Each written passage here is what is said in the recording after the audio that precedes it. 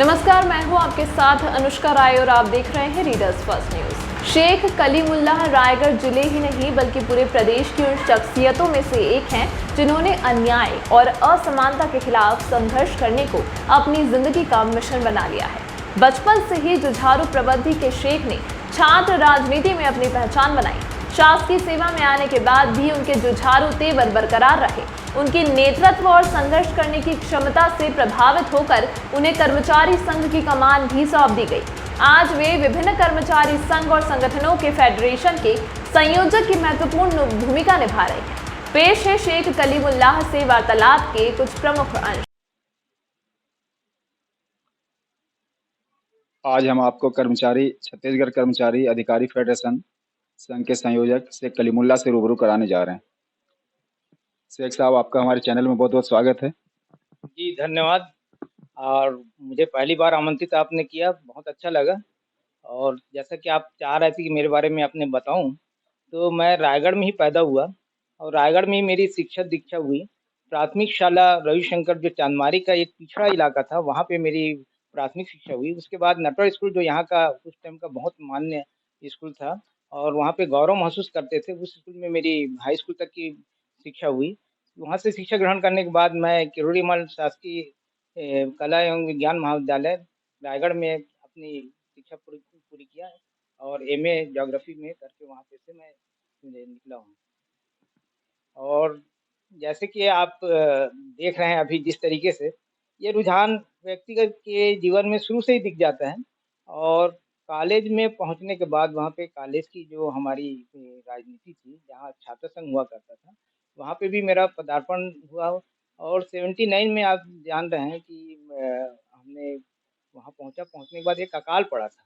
अकाल पड़ने पर वहाँ पे लोगों के जो हमारे देहात से आए हुए थे उनको बहुत परेशानी हो रही थी। तो एक आंदोलन वहाँ पे हम लोग किए थे कि इनकी जो स्कूल फीस है वो माफ़ किया जाए करके। वहाँ से हमने अपना शुरुआत किया था कॉलेज के टाइम में। और वो धीरे-धीरे छात्र संघ में कहीं न कहीं हम एक्टिव रहे और उपाध्यक्ष के रूप में वहाँ पे मैंने अपना जो है अपना खिदमत दिया। और उस दौरान 2 उपलब्धियाँ हमको वहाँ पे हासिल हुई। उसमें सबसे पहला ये है कि ज्योग्राफ़ी उस टाइम हमारे डिग्री कॉलेज में नहीं था और केमिस्ट्री नहीं थी। तो ये दोनों की स्नातकोत्तर शिक्षा के लिए लोगों को बिलासपुर जाना पड़ता था या रायपुर जाना पड़ता था। तो वहाँ पे जाने के बजाय यहाँ पे होकर के एक आंदोलन चलाए थे और उसमें हम लोग को सफलता मिली। और ये बहुत बड़ी उपलब्धि थी। और उस टाइम के वे तत्कालीन शिक्षा मंत्री बंसीलाल धीरज लहरे जी आकर के यहाँ पे उद्घाटन किए थे। और ये मैं अपने जो विद्यार्थी जीवन का है वो एक उपलब्धि मानता हूँ। तो आप छात्र जीवन से ही राजनीति में बिल्कुल इंटरेस्टेड रहे और आपने इस संबंध में काफ़ी उपलब्धियां भी हासिल की। और हम ये जानना चाहेंगे कि आप फिर शासकीय सेवा में कब आए? देखिए, अब शासकीय सेवा में आने का उस वक़्त मेरा कोई ऐसा मंशा तो नहीं था, लेकिन परिस्थितियाँ करा देती हैं। हमारे परिवार में जो काम था, उसका शासकीयकरण कर दिया गया। तो इस वजह से ये हो गया कि भई अब जीवन निर्वाह के लिए क्या किया जाए। तो मैं 25/3/87 को ग्रामीण कृषि अधिकारी के पद पर यहाँ पे रायगढ़ में मेरी पोस्टिंग हुई है। और उस टाइम रायगढ़ जिला और बिलासपुर जिला संयुक्त था। तो सबसे पहले जो पोस्टिंग हुई थी, उस पोस्टिंग लिस्ट में जितने लोगों का नाम थे, उसमें अकेला मेरे को बगीचा पोस्टिंग कर दिया गया। अब सुनिए, क्योंकि हमारे डेरे में ही था लड़ाई झाड़ूपन, तो मैंने जॉइन नहीं किया था। और उस टाइम जो उप संचालक थे मिस्टर दुबे, उनके चैम्बर में चला गया। मैं उनसे सवाल किया कि सर, ये जो लिस्ट जारी किया गया है उसमें सबको पुसौर और बरमकेला और रायगढ़ दिया गया है, सिर्फ मेरे को बगीचा क्यों भेजा गया 192 किलोमीटर यहाँ पे से दूर करके? मेरा सवाल था। तो उन्होंने मेरे से सवाल किया कि आप नौकरी करना चाहते हैं या फिर मतलब किस तरीके से आप यहाँ पे आकर मेरे से बात कर रहे हैं? मतलब सर, मैं जानना चाह रहा हूँ, जानना मेरा हक भी है, क्योंकि पूरी लिस्ट में कोई भी ऐसा बंदा नहीं है जिसको इतना दूर भेजा गया हो, सबको यहीं पे नज़दीक दिया गया है और मेरे को ही चिन्हांकित करके भेजा गया, ऐसा मुझे महसूस हो रहा है। इसलिए मैं जानना चाह रहा हूँ कि क्यों भेजा गया करके। तो उन्होंने कहा कि आपको इसलिए भेजा गया कि आप रायगढ़ में रहने वाले हैं और रायगढ़ में आए तो अपने घर से भग-भग करके आ जाएँगे, इसलिए इतना दूर भेजा जा रहा है जहाँ से आप ना आ सकें। मैं बोला सर, जिसको काम करना है वो करेगा, जिसको भग के आना है वो करेगा। तो थोड़ा-सा विवाद ज़्यादा होने लगा तो कार्यालय के लोग आ गए। और आने के बाद जब मैं बाहर निकला तो मेरे को पूछने लगे क्या मामला है करके, आप कौन हैं? मैं बताया मैं जॉइनिंग करने आया हूँ। तो बोले आप जॉइनिंग करने आए हो, इस तरीके से बात करें? बोला अन्याय के खिलाफ तो कहीं भी मैं कर सकता हूँ। वो पहला मेरा उस अपने मोटिवेशन में अपने कार्यालय में एक उपस्थिति भी थी और अपना ये बताना था कि भाई मैं आ गया हूँ करके। और उसके बाद से तो लोग समझ गए थे कि इसके अंदर कुछ है करके। तो अब जो हमारा उस टाइम ग्रामीण कृषि अधिकारी संघ था, वहाँ पे से मेरे को पद दिया गया था और वहाँ से शुरुआत हुई। उसी तरीके से अपन जहाँ बगीचा में मेरी पोस्टिंग थी, वहाँ पे उस टाइम मध्य प्रदेश के जो मध्य प्रदेश तृतीय और शासकीय कर्मचारी संघ, एक कर्मचारियों का तृतीय और कर्मचारी संघ का विशाल संगठन था, उसमें मैं सक्रिय भागीदारी निभाया। और क्योंकि मेरी रुझान कहीं न कहीं राजनीति में थी और मैं प्राइवेट रहता तो कहूँ अच्छे ढंग से उसको कर सकता था, लेकिन मैंने सोचा कि भई जिस जहाँ पे हूँ मैं, वहाँ पे भी अपन कर सकते हैं। इसलिए मैं कर्मचारी का जो मुद्दे हैं उसको उठाना शुरू किया और इस तरीके से हमारी मतलब बात वहाँ पे आगे बढ़ती गई और हमने जो भी हुआ प्रयास किया है और एक सार्थक प्रयास रहा है कि जितने भी आंदोलन हुए, उसमें सक्रिय भागीदारी रही है और एक अलग छाप हमारी रही है। मैं बगीचा में था तो आप ये समझिए कि तुरंत-तुरंत मेरी जॉइनिंग थी, लेकिन उस टाइम जो हमारा चौधरी वेतनमान के लिए माँग चल रहा था हमारा, तो उसके लिए मेरे को महादेव डांड का अलग से प्रभारी बना दिया गया था मेरी अपनी योग्यता को देखते हुए। उस टाइम के तत्कालीन अध्यक्ष यादव जी थे, उन्होंने मेरे को अलग सेपरेट बना दिया। तो एक हमारी शुरुआत वहीं से हो गई थी और धीरे-धीरे जैसे-जैसे हम रायगढ़ आते गए, उसके बाद खरसिया में रहा, खरसिया में सचिव की ज़िम्मेदारी मेरे को मिली विकास खंड में, अर्जुन सिंह ठाकुर हमारे अध्यक्ष रहे, उन्होंने मेरे को ज़िम्मेदारी दिया और रायगढ़ आने के बाद रायगढ़ में तृतीय कर्मचारी संघ का सचिव का रहा, उसके बाद कार्यकारी अध्यक्ष रहा और आज फेडरेशन का संयोजक। तो राजनीति के प्रति आपका झुकाव छात्र जीवन से ही रहा, जुझारूपन आप में शुरू से ही है। तो इन सब को देखते हुए आपको बहुत ही महत्वपूर्ण पदों से नवाजा गया है। तो हम जानना चाहेंगे कि इस काल में आपकी विशेष उपलब्धियाँ क्या रहीं?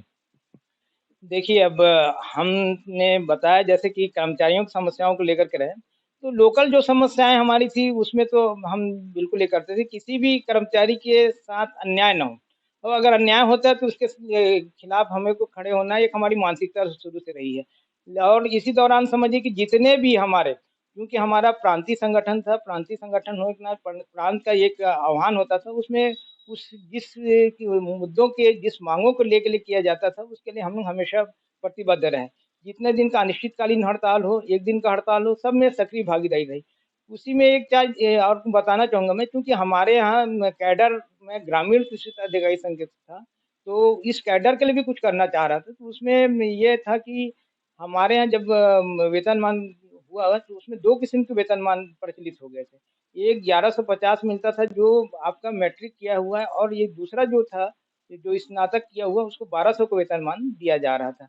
तो ये दोनों को बहुत अंतर था, काम एक ही था सब करते थे, जिस तरीके से वो करना था एक्सटेंशन का काम दोनों किया करते थे, दोनों को ही महत्वपूर्ण ज़िम्मेदारी अपनी निभाते थे, लेकिन ये सिर्फ़ शिक्षा के नाम से अलग कर दिया गया। जबकि भर्ती नियम में ये था कि जो भी ग्रामीण कृषि अधिकारी होगा वो कृषि स्नातक होगा, लेकिन उस टाइम की परिस्थितियों में नहीं मिला, तो उसको शिथिलता देते हुए हमारे यहाँ मैट्रिकुलेट भी रहे, 8वीं पास भी रहे और मिनी पीएससी में जो लिया गया वो स्नातक स्तर के लोगों को इसमें दिया गया था ग्रामीण कृषि अधिकारी में। ये 2 किस्म का था, तो ये 2 किस्म को ख़त्म करने के लिए हम लोग हाई कोर्ट में भी गए और उसके बाद सुप्रीम कोर्ट तक गए और अंततः सुप्रीम कोर्ट से आदेश भी हो गया लेकिन गवर्नमेंट नहीं मानी और इस दोनों का जो विभेद था, उसको कहीं न कहीं हमारे दिमाग में था और वो चल कर के आगे चल कर के जो हमारा वेतनमान भी बना, छठवें वेतनमान में, उसमें 2 किस्म से फिर चालू हो गया, तो उसमें 2200 और 2400 का ग्रेड पे दिया गया।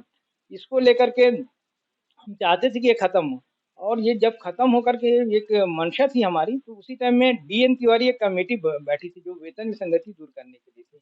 उसमें हमारे जो कैडर है ग्रामीण कृषि अधिकारी को, तो उसमें उन्होंने अनुशंसा किया था कि इनको 2800 ग्रेड पे दिया जा सकता है, विसंगति दूर करने के लिए। तो ये एक बहुत बड़ा उपलब्धि हमको मिला कि डीएन तिवारी समिति का अनुशंसा तो लागू नहीं हो सका, लेकिन उसके बाद हमारा जो ग्रामीण कृषि अधिकारी संघ का दुरुक सम्मेलन हुआ और दुरुक सम्मेलन में सर्वसम्मति से ये पास हुआ था कि हमको अब हमारे वेतनमान में तब्दीली लाना है और जो डीएन तिवारी समिति ने हमारे संवर्ग को 2800 ग्रेड पे देने का उसमें अनुशंसा कर दिया, उसको लागू करवाना है। उसके लिए हमने प्रयास किया और बहुत अच्छा लगा कि हमने जो प्रयास किया उसमें हमको सफलता मिली और ग्रामीण कृषि अधिकारी संघ में जो 2 ग्रेड पे चलते थे, वो 2 ग्रेड पे खत्म हो गया और 3500 4000 का ग्रेड पे खत्म करते हुए दोनों को 2800 का ग्रेड पे दिया गया। ये हम लोग के लिए बहुत बड़ी उपलब्धि थी, ये अपने संगठन के। उसी तरीके से अगर मैं बात करूँ तो आपका पेंशन को लेकर के भी एक बात आती थी कि हमारे 2004 में पेंशन को बंद कर दिया गया है और जो नए बच्चे हैं उनके जो बुढ़ापा है वो सुरक्षित नहीं है। और हमने देखा भी अभी-अभी जब रिटायर हो रहे थे तो बहुत ही कम उन लोगों को पेंशन मिल रही थी। बहुत कम पेंशन मिलने से जीवन निर्वाह नहीं हो सकता था और जीवन निर्वाह के लिए ही पेंशन होता था और इसको मार्केट से भी प्रतिबद्ध कर दिया गया था, जिसकी वजह से हमारे कर्मचारियों में बहुत गहरा असंतोष था। इसके लिए भी हम लोग प्रयास करते रहे। हम माननीय भूपेश बघेल जी को धन्यवाद देना चाहेंगे कि उन्होंने सबसे पहले राजस्थान सरकार ने पुरानी पेंशन बहाली की घोषणा की। 2004 से जो बंद था पेंशन उसको राजस्थान सरकार की गहलोत सरकार ने किया और उसी को लेकर के हमने यहाँ मांग किया और उसमें हमको सफलता मिली। ये भी एक तो अच्छा उपलब्धि है हमारे संगठन का और फेडरेशन के माध्यम से इस चीज़ को बहुत प्रमुखता से उठाया गया था और भूपेश सरकार ने इस बात को स्वीकृति दी, इसके लिए वो बधाई के पात्र हैं। कर्म कर्मचारियों के हितों के प्रति आपकी प्रतिबद्धता को देखते हुए और लंबे अनुभव को देखते हुए फेडरेशन के संयोजक पद पर आपको नवाजा गया है। तो इस पद पर रहते हुए आप किस तरह का काम करते हैं और आपकी क्या इसमें भूमिका रहती है? देखिए फेडरेशन का काम एक बहुत ही समझिए एक चुनौतीपूर्ण कार्य होता है क्योंकि फेडरेशन जो है उसमें विभिन्न संगठन हुआ करते हैं और वर्तमान जो कर्मचारी अधिकारी फेडरेशन है इसका तो बहुत ज़्यादा विस्तार हो गया है। 68 संगठन आज हमारे हैं जिसमें मान्यता प्राप्त संगठन हमारे जो है उनको प्रमुख रूप से अपन सम्मिलित करके चलते हैं और उन्हीं के लिए अपन संयोजक के तौर पे काम करते हैं। और फेडरेशन में जो हमारे सामूहिक मुद्दे हैं जैसे महँगाई भत्ता है और भी जो हम लोग के वेतन भत्ते हैं वो पुनरीक्षित होना चाहिए और जिस वेतन विसंगति ये सब माँगे हैं, इन सब को लेकर के फेडरेशन अपना काम करती है। अभी वर्तमान में फेडरेशन का जो प्रमुख माँग है उसमें 14 सूत्री माँग को लेकर के हम लोग कलम बंद हड़ताल कर रहे हैं और अभी आप लोगों ने देखा होगा कि हमारे राज्य में डीए को लेकर के बहुत ज़्यादा असंतोष है। महँगाई भत्ता एक्चुअल में आप देखेंगे जब महँगाई बढ़ जाता है तब शासन के मूल्य सूचकांक के आधार पे महँगाई भत्ता की घोषणा करती है। और अभी तक मान्य परंपरा ये रहा है कि केंद्र जो महँगाई भत्ता देता है वो हमारे राज्य सरकार उसको देती रही है।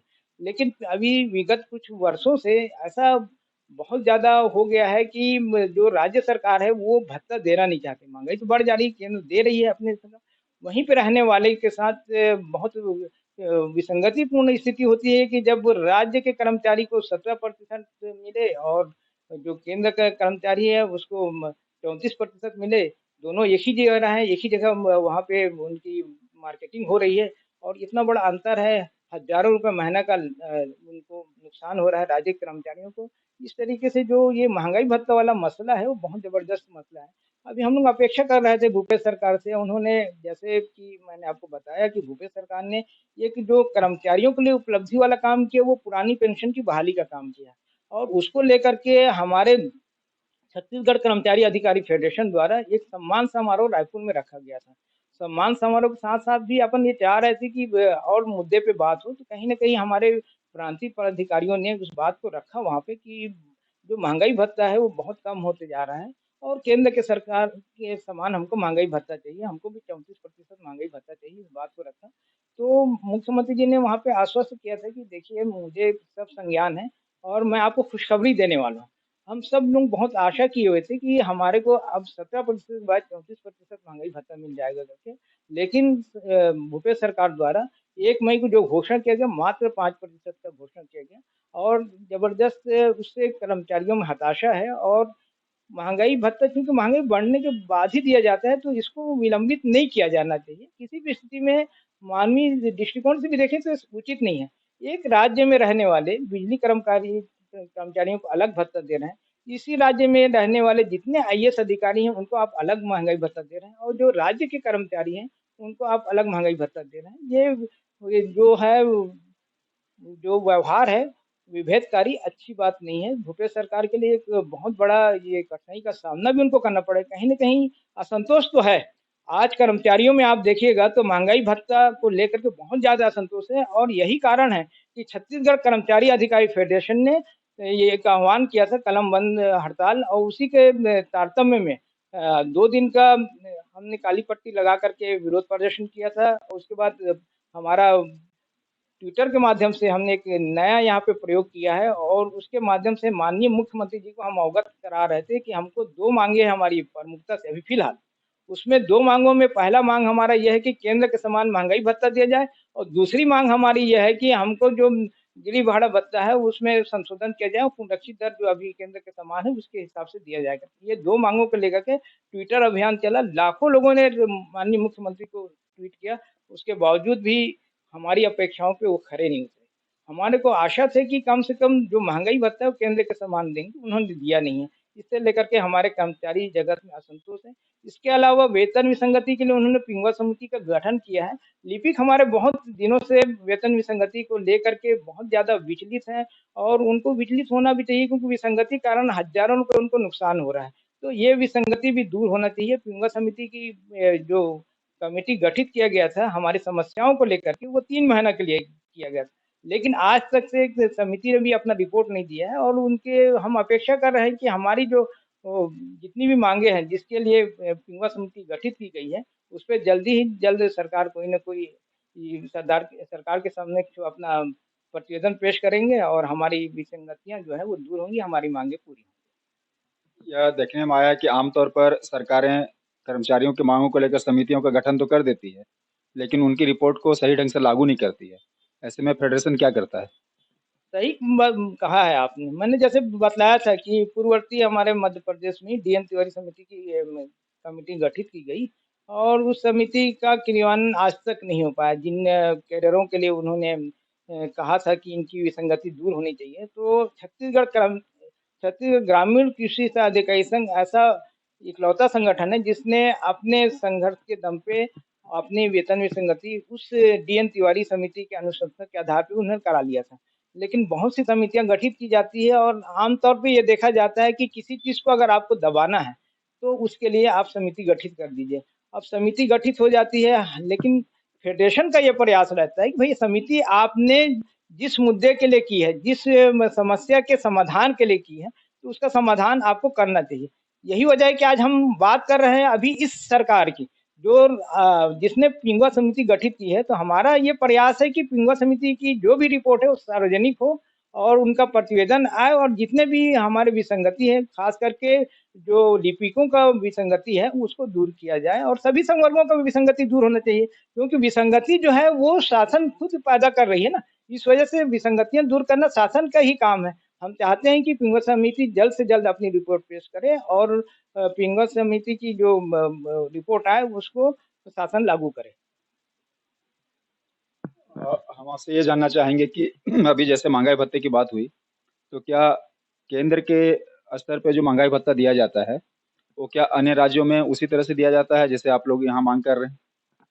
जी हाँ साहब, ये भी बहुत विसंगतिपूर्ण स्थिति हो जाती है कि हमारा राज्य जो कि खनिज संपदा में है, आर्थिक जिसकी स्थिति खुद मुख्यमंत्री कह रहे हैं बहुत अच्छी है करके। लेकिन आज कई राज्यों से जैसे आप देखेंगे तो मध्य प्रदेश में हमसे ज़्यादा महँगाई भत्ता मिल रहा है। यहीं सहोदर राज्य हमारा झारखंड लगा हुआ है, उड़ीसा लगा हुआ है और हिमाचल प्रदेश है और बहुत से राज्य हैं जो छत्तीसगढ़ से कहीं ज़्यादा महँगाई भत्ता दे रहे हैं। केंद्र के सरकार के समान नहीं दे रहे हैं, लेकिन 31% महँगाई भत्ता बहुत से राज्य दे रहे हैं, कहीं 28% है, कहीं भी 17% महँगाई भत्ता नहीं है, 22% महँगाई भत्ता नहीं है। लेकिन हमको बहुत अफ़सोस होता है कि हमारे मुख्यमंत्री कहते हैं कि भई हमारी आर्थिक स्थिति अच्छी है और यकीनन इतना खनिज संपदा से यहाँ परिपूर्ण राज्य है, बहुत अच्छा आर्थिक स्थिति है और यहाँ की जो अर्थव्यवस्था का जीडीपी है, वो भी अन्य राज्यों से कहीं ज़्यादा है। उसके बावजूद भी हमारे सरकार जो है, हमारे मुख्यमंत्री जी कर्मचारियों के मामले में बिल्कुल ये समझ जाइए कि कंजूस साबित हो रहे हैं कि उनका हृदय इस मामले में नहीं रहता है कि जो इनकी जायज़ माँग है। महँगाई भत्ता देखिए, मेरा कहना है कि महँगाई भत्ता आप मत दीजिए। कब मत दीजिए? जब महँगाई आप नहीं बढ़ा रहे हैं, क्योंकि महँगाई लगातार बढ़ रही है, उसी को ही समायोजित करने के लिए शासन द्वारा महँगाई भत्ता दिया जाता है। कभी भी मूल्य सूचकांक से बहुत अधिक नहीं दिया जाता। जितना मूल्य सूचकांक है, जो हमारा इंडेक्स बोल रहा है, उसी के हिसाब से ही हमको महँगाई भत्ता दिया जा रहा है और महँगाई भत्ता देना सरकार का एक हमारे यहाँ शुरू से परंपरा रही कि जिस तरीके से केंद्र जो घोषित कर दिया तो हम भी अपेक्षा करते हैं कि देर सवेर हमको मिल जाएगी। ऐसा कभी नहीं हुआ था कि इतना लंबा गैप हो। ये पहली बार भूपेश सरकार के टाइम हो रहा है कि इतना लंबा गैप चल रहा है कि 17% 34%, कहीं हम 22%, 34%, इस तरीके से जो गैप है वो बहुत ज़्यादा हो गया है और महँगाई भत्ता सरकार को देना चाहिए और इसके लिए हर कर्मचारी ये समझता है कि उसका हर महीना का नुकसान हो रहा है। यकीनन नुकसान हो रहा है। भई उसको मार्केट में तो वही सामान लेना पड़ता है जो बढ़े हुए दर पे है। वो उसपे पुराने महँगाई भत्ता के हिसाब से उसको सामान थोड़ी है। वो तो न जो महँगाई आज बढ़ गई है उसके हिसाब से उसको मार्केटिंग करना पड़ रहा है। तो हर महीना कर्मचारियों को लाखों रुपए का नुकसान होता है। माहवारी में अगर अपन देखें तो रोज़ मतलब नुकसान हो रहा है। सैकड़ों रुपए रोज़ के जा रहे हैं। हज़ारों रुपया महीना में नुकसान हो रहा है। लेकिन सरकार ने इस पे संज्ञान नहीं रही है और जल्द ही फेडरेशन ने अभी तो ये निर्णय ले लिया है कि मुख्यमंत्री जी जहाँ-जहाँ पे जाएँगे, तो वहाँ-वहाँ पे हम उनको एक विरोध में ज्ञापन देंगे। जो 5% आपने महँगाई भत्ता दिया है, उससे राज्य के 4 लाख कर्मचारी अधिकारी असंतोष व्यक्त कर रहे हैं और इसीलिए हम आपको विरोध प्रदर्शन करते हुए ये माँग कर रहे हैं कि 34% महँगाई भत्ता जो केंद्र की सरकार का समान है, वो हमको दिया जाए। सरकार के विसंगतिपूर्ण व्यवहार को लेकर के फेडरेशन के संयोजक के तौर पर आपकी भविष्य की क्या योजना है? देखिए, सरकार एक चीज़ और भी हमने देखा है कि सरकार जब बहुमत में रहती है, जब कर्मचारियों को बहुत कम सुनती है। जब अल्पमत में रहती है, जब कम बहुमत रहता है, तो कर्मचारी समस्याओं को बहुत ज़्यादा ध्यान दिया जाता है। हमारे जो मुख्यमंत्री हैं और जो कांग्रेस का उस टाइम घोषणा पत्र था, तो टीएस बाबा जो है वो पूरे प्रदेश में घूम कर के लोगों की समस्याओं को उन्होंने एकत्रित किया और एकत्रित करने के बाद उनका घोषणा पत्र में उसको स्थान दिया बाकायदा। बाकायदा स्थान देने के बाद उन्होंने कहा कि जब हमारी सरकार बनेगी तो हम ये सब को लागू करेंगे घोषणा पत्र के। लेकिन अफ़सोस की बात ये है कि आज समझ जाइए कि 3 साल से अधिक हो गए इस सरकार को और ये सरकार कहीं भी घोषणा पत्र के मामले में अपने वादा को पूरा नहीं करी है। आज देख लीजिए कि अनियमित कर्मचारी जो हमारे बहुत अपेक्षा करके उन्होंने इस सरकार को चुना था कि जब भी इनकी गवर्नमेंट आएगी और बाकायदा ये मंच में जाते थे जब विपक्ष में थे। वहाँ जाके कहते थे कि अनियमित कर्मचारियों आप बिल्कुल ये भरोसा रखिए कि हमारी अगर सरकार बन गई तो हम नियमितीकरण करेंगे। लेकिन आज देख लीजिए स्थिति कहाँ है, नियमितीकरण की कोई बात नहीं हो रही। उसी तरीके से हमको जो वहाँ पे 4 स्तरीय पदोन्नति वेतनमान की बात किया गया था और जिससे रमन सरकार हमको दी थी उससे हम असंतुष्ट थे, तो उस टाइम भी कहा दिया गया था कि हम वास्तविक आपको जो 4 स्तरीय पदोन्नति वेतनमान देंगे, कहीं नहीं है। आप घोषणा पत्र में जो लिख दिया जाता है वो सिर्फ़ घोषणा पत्र के ही हो जा रहा है। बल्कि अब तो ऐसा होना चाहिए कि घोषणा पत्र पे क्रियान्वयन ना हो तो उस सरकार के लिए अपन रिट दायर करना और उसको कोर्ट के माध्यम से उस सरकार को बर्खास्तगी का एक प्रावधान होना चाहिए कि अगर जन आकांक्षाओं के अनुरूप आपने घोषणा पत्र में जो कहा है और जन आकांक्षाओं का आप पूर्ति नहीं कर रहे हैं, तो अब नागरिकों को एक अधिकार होना चाहिए कि वो माननीय हाई कोर्ट में अपना रिट दायर करें और उस सरकार को चैलेंज करें कि आप क्योंकि घोषणा पत्र के अनुरूप आप काम नहीं कर रहे हैं, इससे आपको क्यों ना बर्खास्त किया जाए। ऐसा एक प्रावधान होना चाहिए, मेरा ऐसा व्यक्तिगत मत है। सर जी, आपका बहुत-बहुत धन्यवाद। आपने बहुत ही अपना बहुमूल्य समय हमारे चैनल को दिया है। इसके लिए आपका बार-बार धन्यवाद। धन्यवाद आपका भी कि आपके माध्यम से मैं अपनी बातों को लोगों तक पहुंचा सका हूं। हमारी जो भावना है, देखिए ये मीडिया का बहुत बड़ा रोल रहता है। आज हम लोग जो कुछ भी अपनी मांगों को रखते हैं वो आप प्रमुखता से रखते हैं तब जाकर के शासन उस चीज़ पे संज्ञान लेती है। अगर मीडिया साथ नहीं देगी तो मांगे हमारी पूरी नहीं होगी, तो सामने ही नहीं आ पाता ना। सामने आने का एक माध्यम आप लोग हैं। आप लोगों का भी बहुत-बहुत धन्यवाद कि जो हमारे जितने भी आंदोलन हैं उसको बहुत अच्छा कवरेज आपके चैनल के माध्यम से किया जाता है। मैं आपको बहुत-बहुत धन्यवाद देता हूँ। धन्यवाद।